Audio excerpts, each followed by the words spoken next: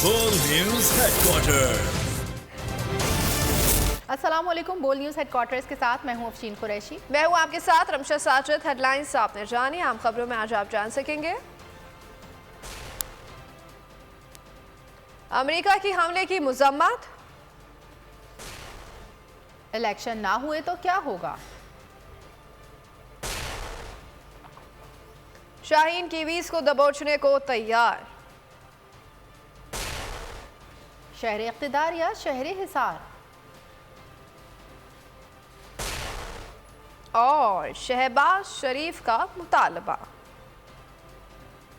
और बुलेटिन के आगाज में सबसे पहले आपको बताएंगे कि अमेरिका इमरान खान पर कातिलाना हमले की मजम्मत करता है। इमरान खान पर कातिलाना हमले की शदीद मजम्मत करते हैं। नेड प्राइस ने बताया है पाकिस्तान में हालिया वाक़यात पर तशवीश है। अमरीकी महकमा ख़ारजा नेड प्राइस ने कहा तमाम जमातों से मुतालबा है तशद्दुद, हरासा और डराने से बाज रहें। कातिलाना हमले में जांबाग शख्स के अहल खाना से ताज़ियत भी करते हैं। नेड प्राइस अमरीकी महकमा ख़ारजा ने ऐसा बताया है।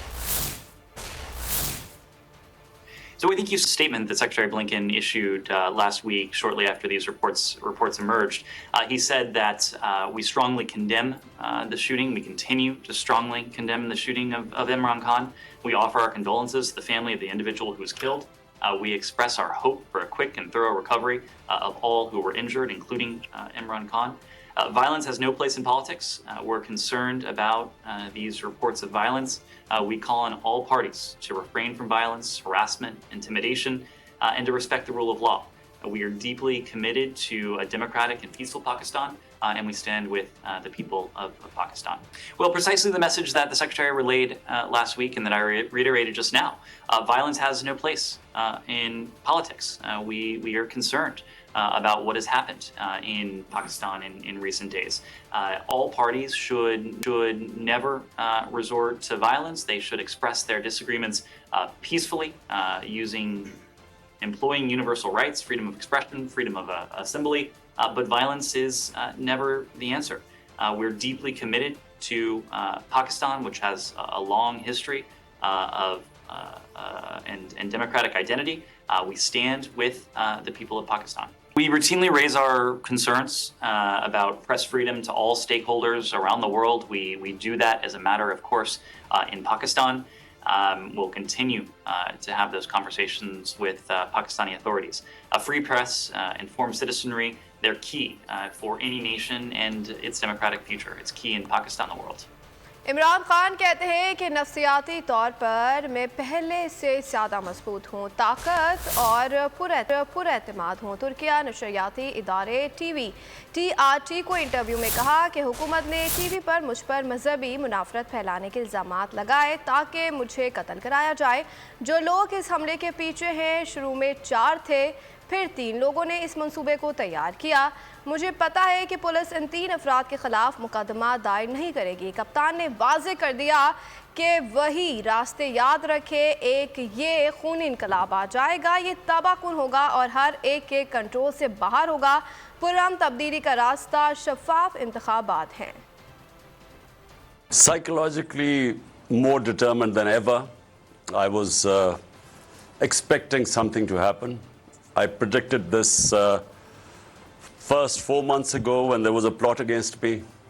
4 people in closed room had made this plan to assassinate me.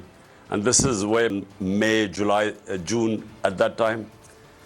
And because they were very powerful people and because I had exposed the plot, then the next plot came in, which is when they got me. And that was to orchestrate this as if it is a religious fanatic who had bumped me off, so that attention would not be on those 4 powerful people. It would be on a religious fanatic. And so the whole sequence of events, how they first, a video was manufactured, and then a video which showed me as if I'm committing blasphemy, I'm hurting religious sentiments, and then how it is picked up by one of their journalists who then flashed it, and then it was on national, the government-owned television. They played that thing for a while, how I had upset the religious sentiments. Okay. And then the ruling party, the information minister, they picked it up. So it was all part of a plan to make it out that eventually some fanatic had killed me. My party right now, and all opinion polls would verify that, is by far the most popular party in Pakistan's history. We have won 75% of by-elections where my party on one side, 13 parties, all the other parties on the other side. The people who were behind this, and in fact, the 4 people who first initially planned it, and now these 3 people, this taking refuge behind a religious fanatic, we could not get the Punjab 3 guys because it was for investigation. So if in the investigation they turn out to be innocent, fine. But at least it's my right. They almost killed me. I mean, it was a death trap where they, which I survived. So at least I should have the right to decide that whose motive was it to get bumping off.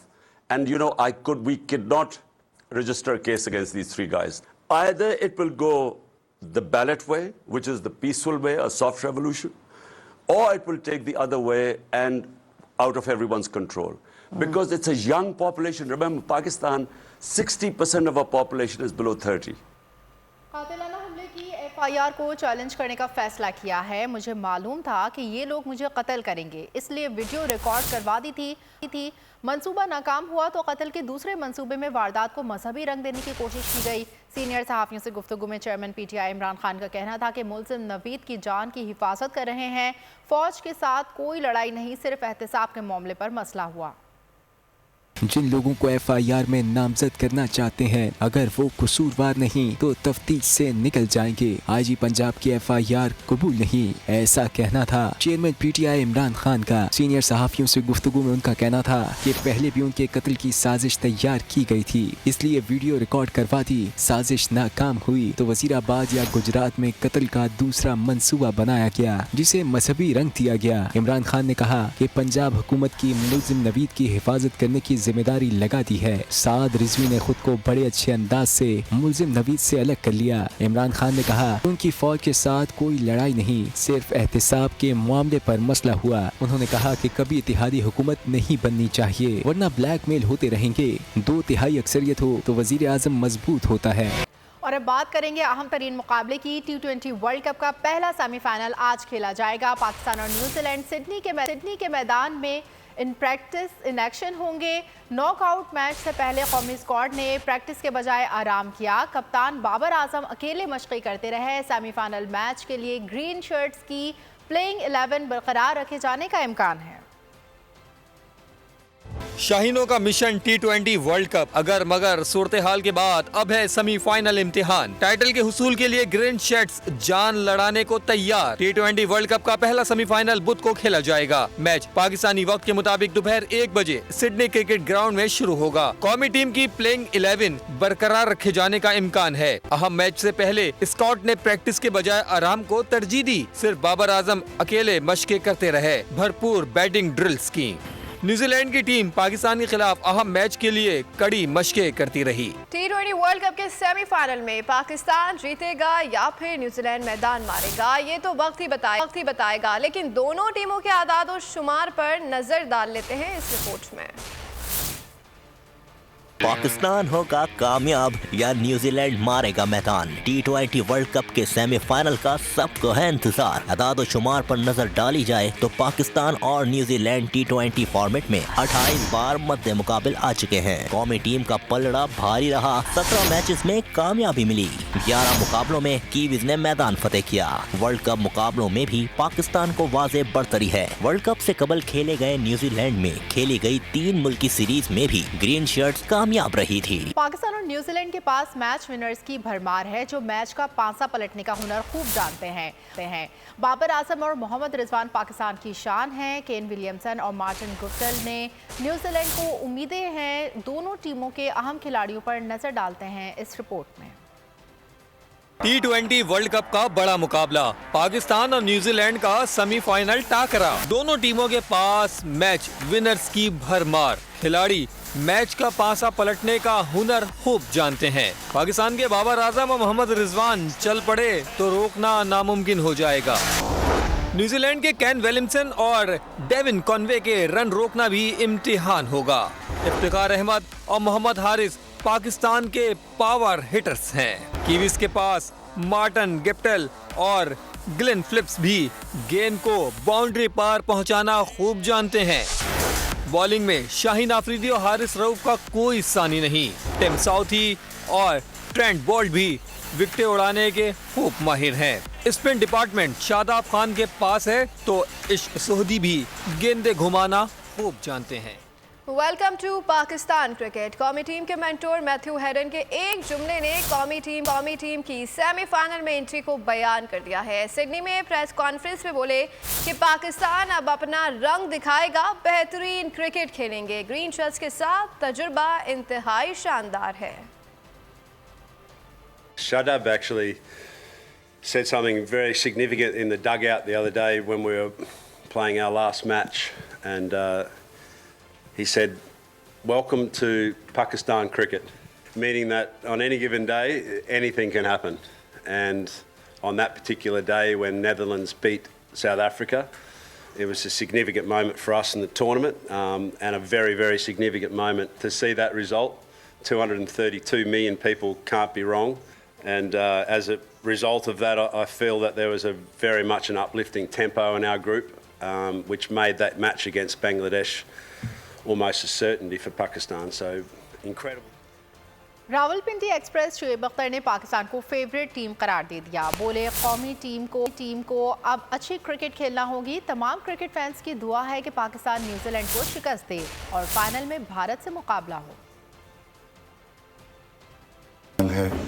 Pakistan अब psychologically कितना impact डाल सकता है New Zealand के ऊपर, और आपको पता है हिस्ट्री क्या कहती है न्यूजीलैंड और पाकिस्तान की, वो कुछ ज़्यादा अच्छी नहीं है न्यूजीलैंड के लिए।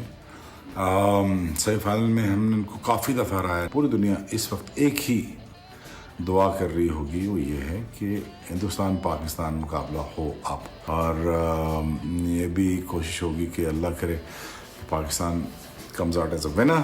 Wish Pakistan best of everything. शायकीन क्रिकेट को पाकिस्तान के सेमीफाइनल मैच का शिद्दत से इंतजार है। फैंस की बड़ी तादाद मैच देखने सिडनी पहुंच गई है। कहते हैं कि पाकिस्तान न्यूजीलैंड के खिलाफ अच्छा खेलेगा, मैच जरूर जीतेगा। हमने आगे जो साउथ अफ्रीका को जिस तरह हराया है उस तरह हमने बेस्ट अब भी अपनी क्रिकेट खेली तो न्यूजीलैंड को हम पकड़ लेंगे। हमने उनको होम पे हराया है, अभी हम ट्राई सीरीज हरा के आए हैं।